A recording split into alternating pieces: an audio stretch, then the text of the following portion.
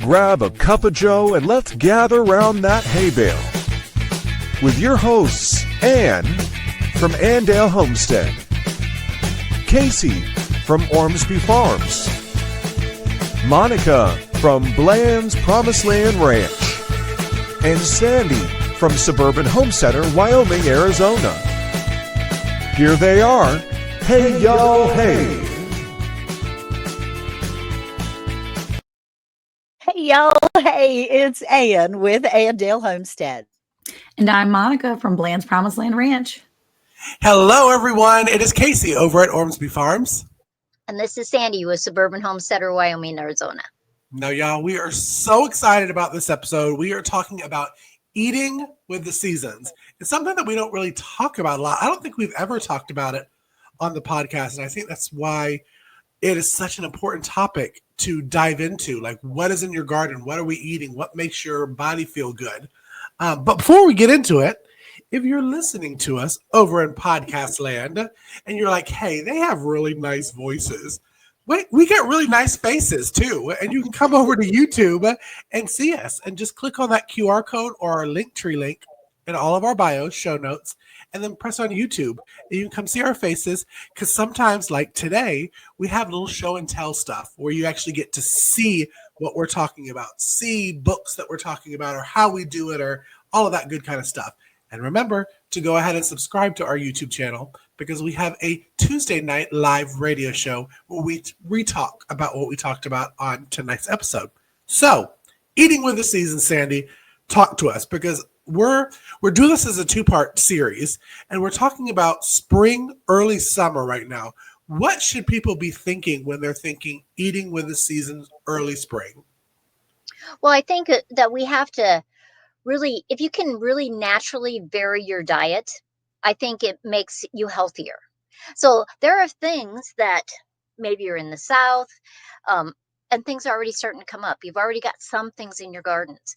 Like for me, early spring, I have rhubarb coming up. I have my asparagus coming up. I have chives and garlic chives and lots of herbs that have pushed through the soil.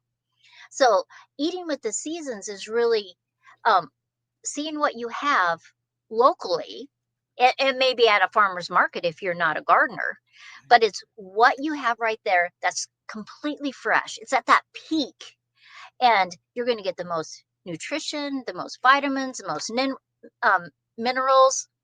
It's just a perfect time to pick those vegetables and fruits. So Ann, you are in the South. Yes. You have things coming up in your garden area and in your yard. I do. I do. I do. Yes, I do. Actually, I really do. But I was trying to think of eating in the seasons and what is out in my garden currently, because this past year we didn't do a winter garden. We just took a break and gave the soil a minute.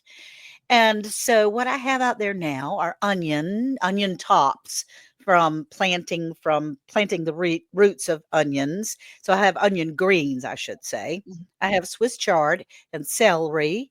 I have a little bit of parsley, and there are some herbs that are breaking up and saying hello.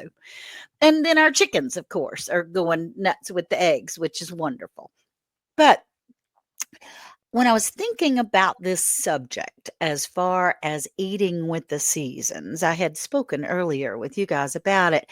There's fruits and vegetables like right now in April, you're not going to get a tomato from somewhere, even a farmer's market that Right. is grown in our county, because this county is not going to have those big red fresh tomatoes.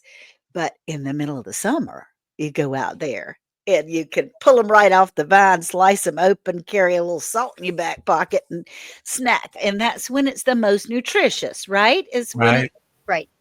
when we can eat it at the time. And so if I were to have a watermelon right now, it ain't gonna taste like a watermelon that's grown in Chowan County. And that's something that we're encouraging you to be aware of. Sometimes we're not even aware of this stuff, just to be aware of eating with the seasons. So, Cayce, Mhm. We talked about that too. And you're in Georgia. I'm in North Carolina, and you don't even really start your garden yet. I don't, and I think it's good that you said about like if you think you saw a watermelon at the farmer's market, it's a cheater pumpkin eater watermelon right now. I think a lot of Americans were programmed to be like, oh, I can go to Publix, or I can go to Kroger, or I can go to Yeah. Piggly Wiggly and grab it.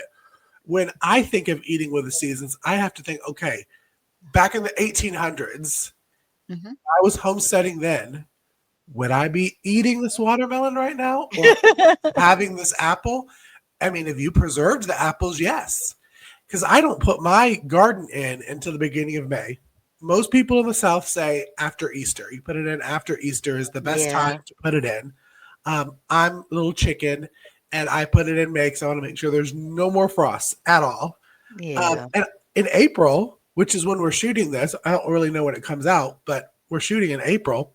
I'm still going off of canned stuff that I've preserved from late summer, early fall. You're That's still right. kind of working through what you've preserved then. And then right when May hits, that's when you're getting like the cucumbers and the zucchini and the summer squashes that are starting. Maybe if you're, ahead of the game, you may be getting a couple of cherry tomatoes here and there. I'm never ahead of the game. It's usually like July for my tomatoes. But lettuce right now is the big thing. Now, Mhm. I will say I'm a cheater pumpkin eater. I hydroponic my lettuce. That's So great.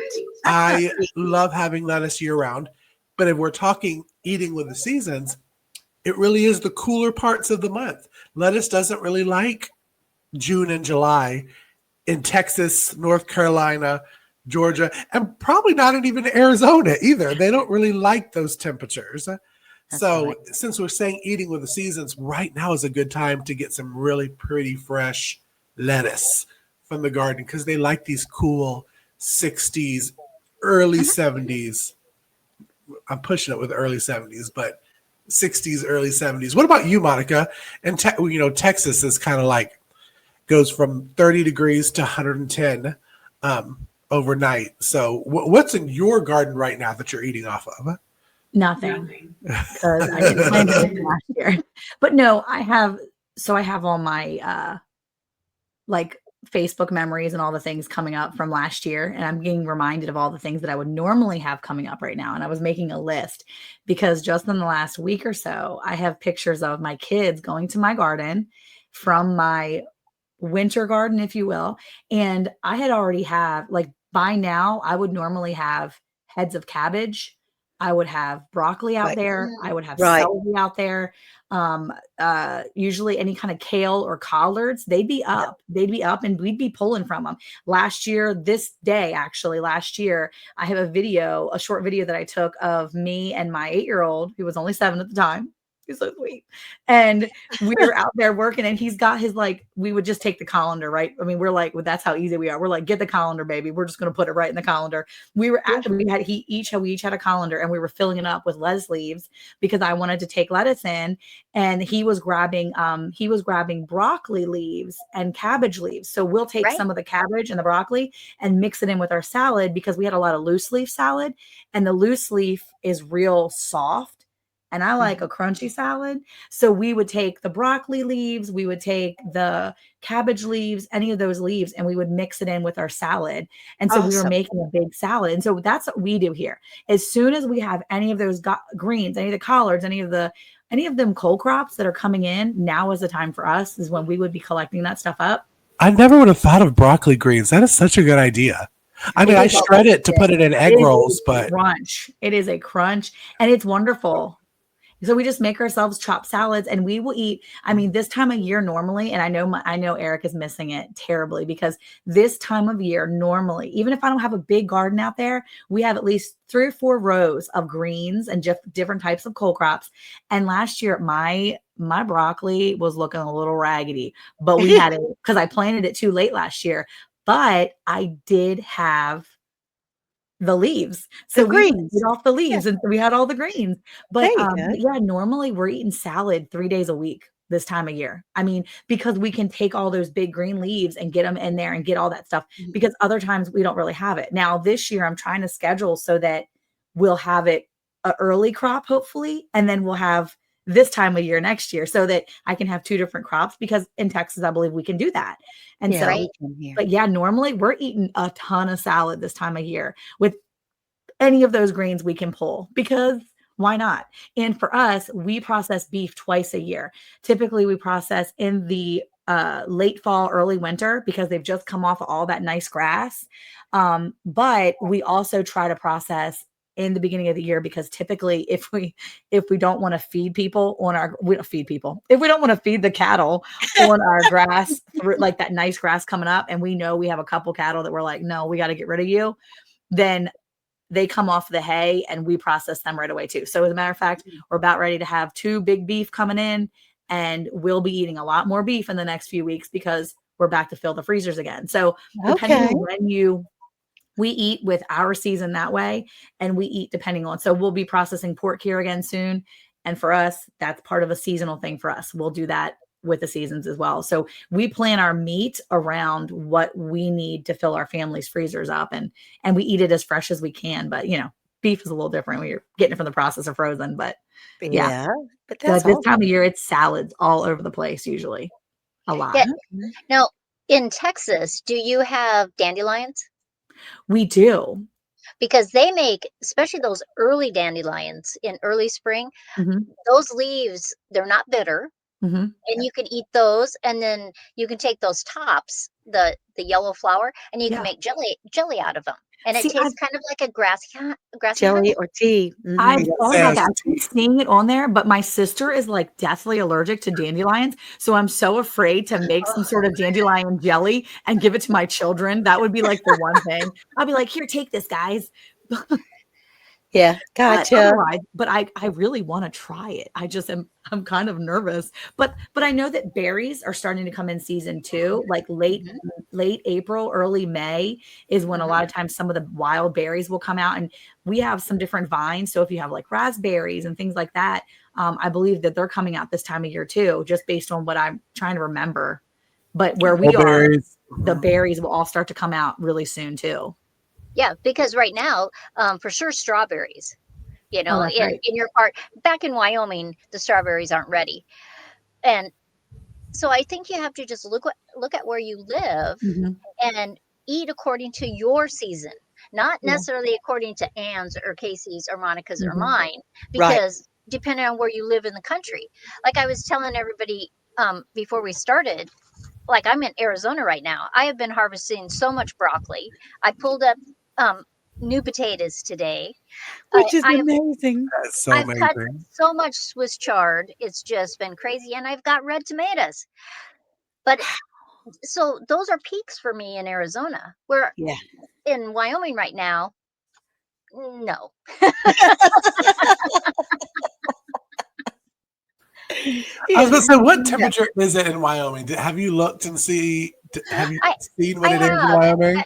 actually the last few days it's been real nice. It's been in the 60s, but Wednesday night it's supposed to snow, and Thursday it's supposed to snow all day and all night.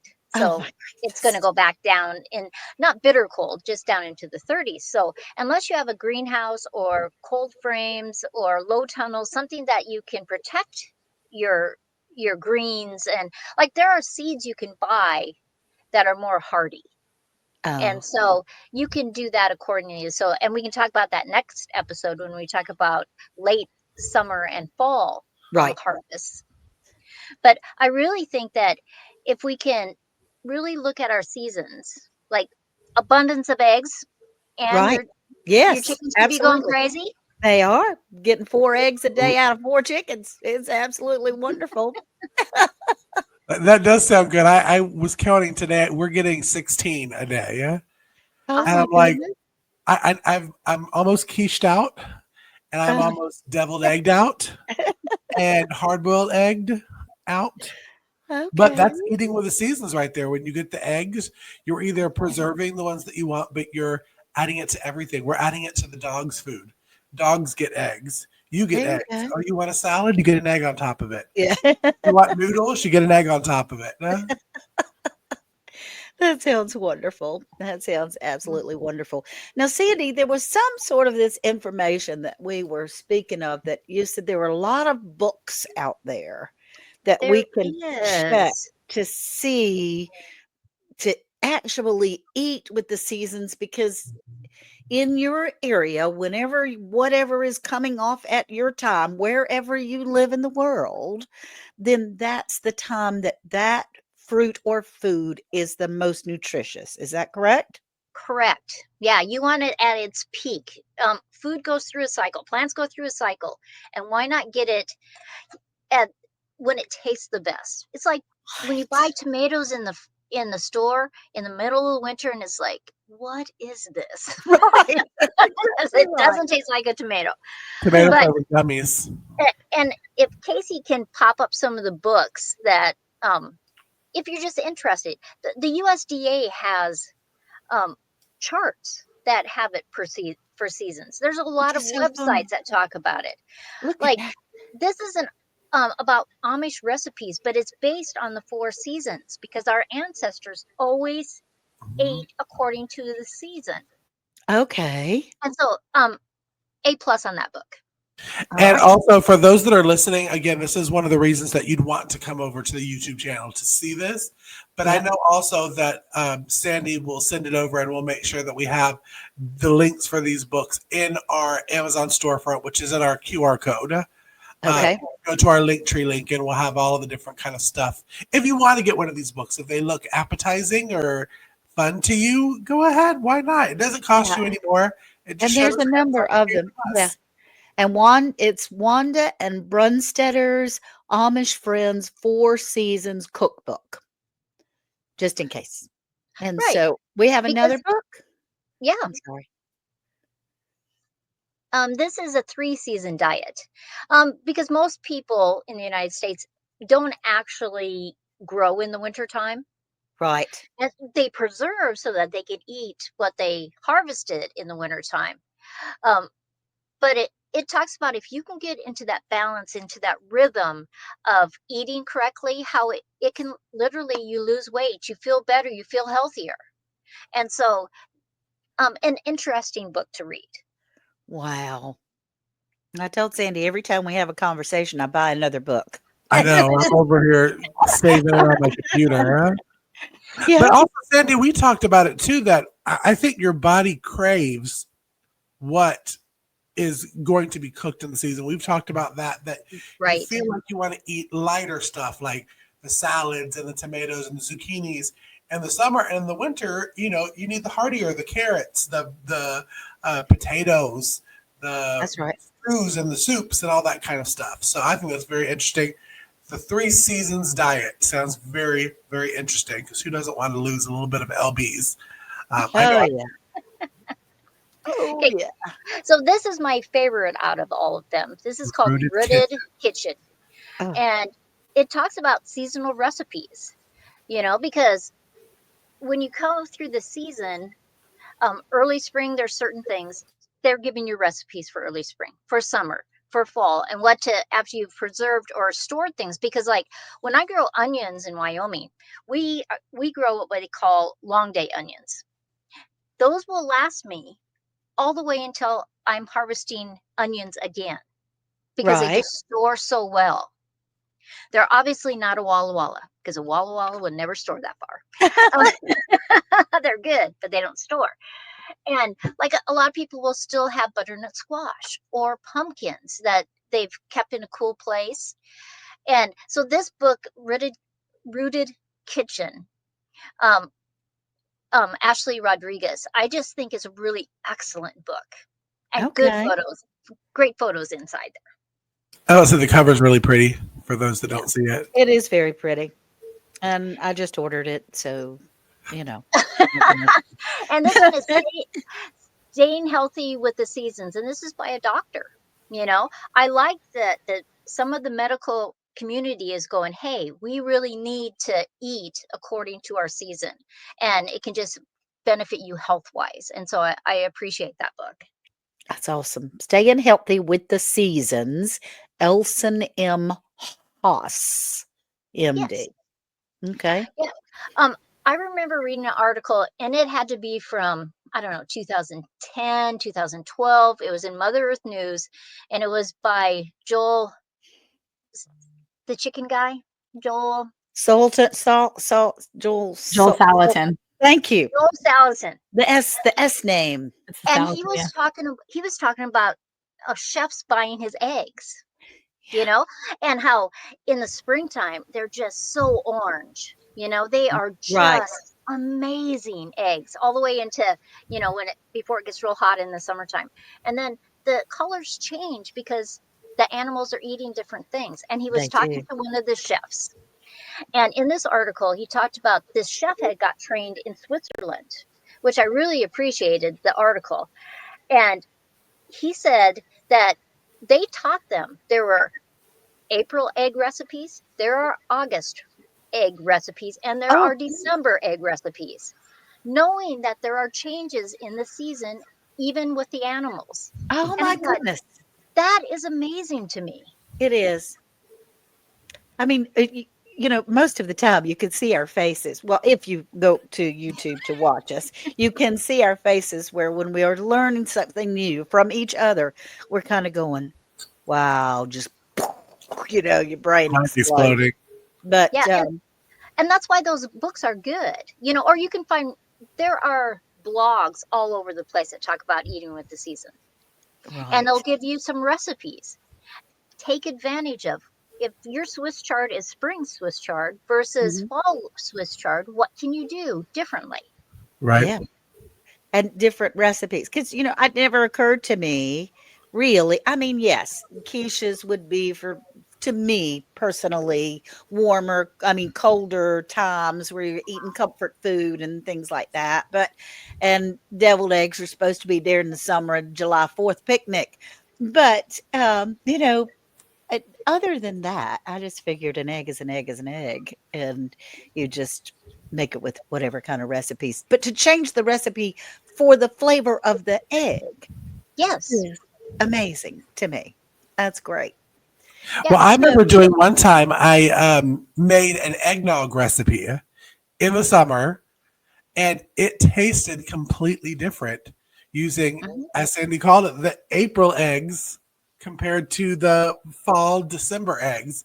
It completely changes the taste because it is, I believe, that the oranger, that's probably not a word, but the more orange the egg yolk is, the creamier and tastier that yolk is. Me too.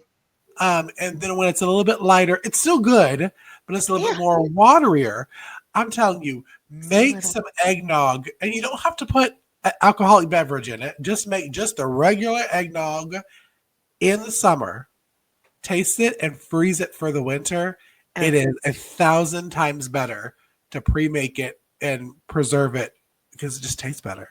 And I never really thought about that until Sandy was talking about doing the April and August eggs, because they do have a different flavor, different taste to them. Yeah. Like Monica, you're about to do your garden, right? You know, the kids are going to help you plant the garden. Mhm. When we're thinking about eating with the seasons, you know, there's nothing wrong. Do you plant extra carrots in a row and then thin it out, and you use those little tiny carrots for things, or extra radishes or lettuces that are too thick, but as you thin them out, do you guys do stuff like that? I mean, yeah, we have. If we're thinning stuff, we'll use them for different things, whether it be recipes or we just give to the animals. But I always grow extra because around here I feel like extra is always used. Because somebody will always eat it, whether it's the kids or the pigs or the chickens or the ducks or the turkeys, someone will always eat it. There's always someone that's willing to try something new, or at least we'll give it to the animals. But yeah, I mean, Wonderful. I have not successfully grown carrots yet. I've tried, but like, you know, anything that's extra like that. Yeah. If we have the lettuces or whatever, if I'm thinning, which I've been trying a new method the last 2 seasons I tried where they were more compact. The guy from MI Gardener was like, put them really close. And I'm like, I'm doing that. And of course it goes against every like every molecule in Eric's body to not Yes. space things out, but I'm all about it. I'm like, Yeah. crowd as much into a small space as possible. Mhm. I'm all about that. And so I like clustered everything up and I just let it grow. I mean, it grew great. So I had no problem with that. So I wasn't thinning anything necessarily a couple years ago, but we Okay. have done it before and I have used it. So yeah, I mean, whatever is seasonally being, pulled out, we'll eat. We'll go through and eat for sure. I mean, you might as well. Yep. Yeah. Now, I am interested in learning more about when we were speaking about foraging, because I have those little wild onions or wild garlic that's growing Mhm. all over our Ramps. yard. And I want to learn more about that to be able to utilize that. Yeah, and you might talk to your extension office because they may not know a forager. And a lot of times anymore, foragers do classes and they just Okay. take a group of people and they'll go around your area and they will show you, okay, this is safe to eat, this is not safe to eat. And because, like, um, we talked about fiddlehead ferns, Yeah. and um, you just saute them in a frying pan and eat those up. Ramps, which are wild onions that you have in your yard, pull Yeah. those out and use them. Yeah. Um, what are the fastest things that grow in your gardens? Like for me, it's like radishes and lettuces so that I can just have a turnaround. And after, well, like radishes, I have some radishes that are ready in about 25 days. Oh gosh, we're not here. But the fastest thing that grows in our garden is probably beans. Oh, do you Our grow beans, peas? snap beans. Hmm. Yeah. Snap beans and kidney beans, but snap beans grow probably in 30 days. From 30 days of planting, we could be picking. Wow. What And about you, Casey? I think I have to piggyback and say beans or cucumbers. When I get my cucumbers in on time, I don't know what it is. They just like to see me run and sweat.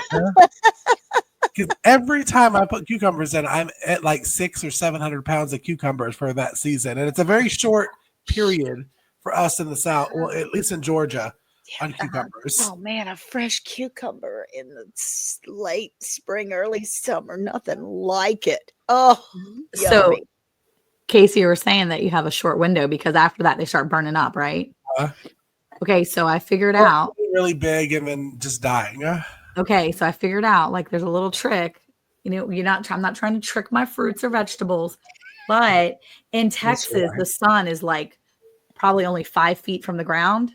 And so Oh. since we're so close to the sun and all the Yeah. like magma, we have found that like at the end of June, when everything wants to start to die, we're Yeah. like, heck no, you're not going to die all the way. You can slow down. So we Hmm. started taking shade cloth Oh, and yeah. covering it up. And I will Right. say that it really helped. 2 years ago, when we did that, oh my word, we got a beautiful second harvest and we didn't have to replant. We didn't have to stagger plant. We just Awesome. covered everything. And we were That's like, hang on, guys, hang on. And we yeah. kept them watered.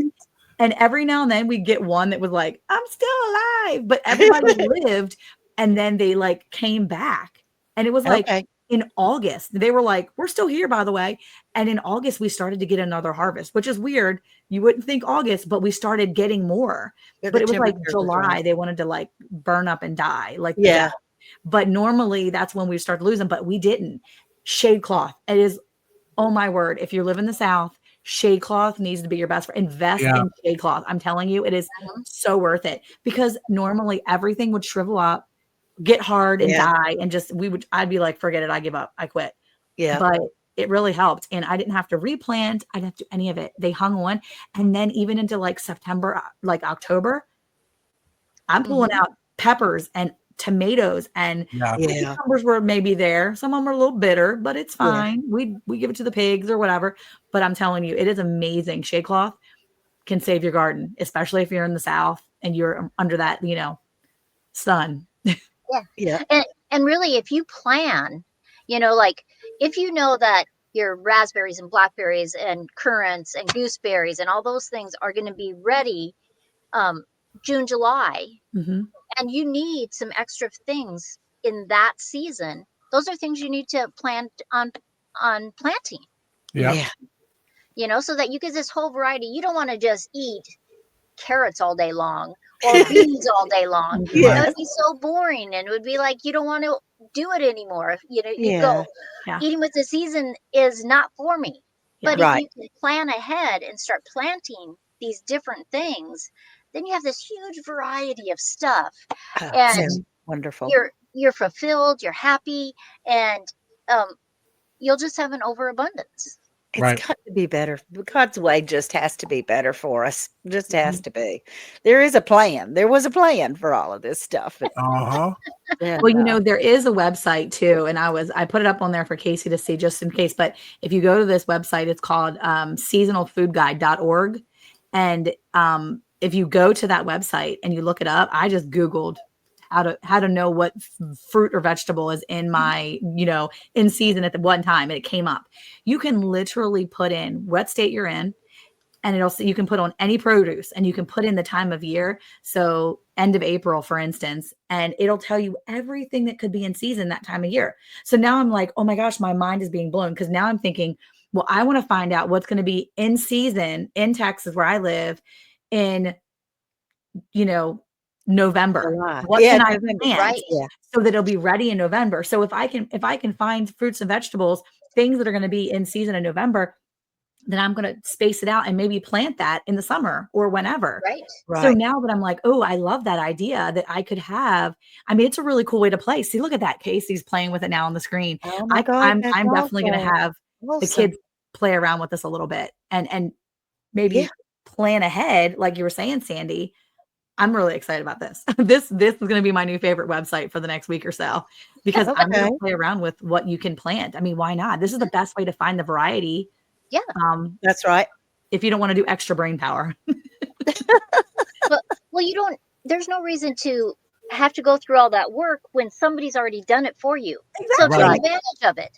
Yes. But you That's can even right. change. It's very specific too. If you go to it, Casey, you can scroll in the middle right there, early April, change the season.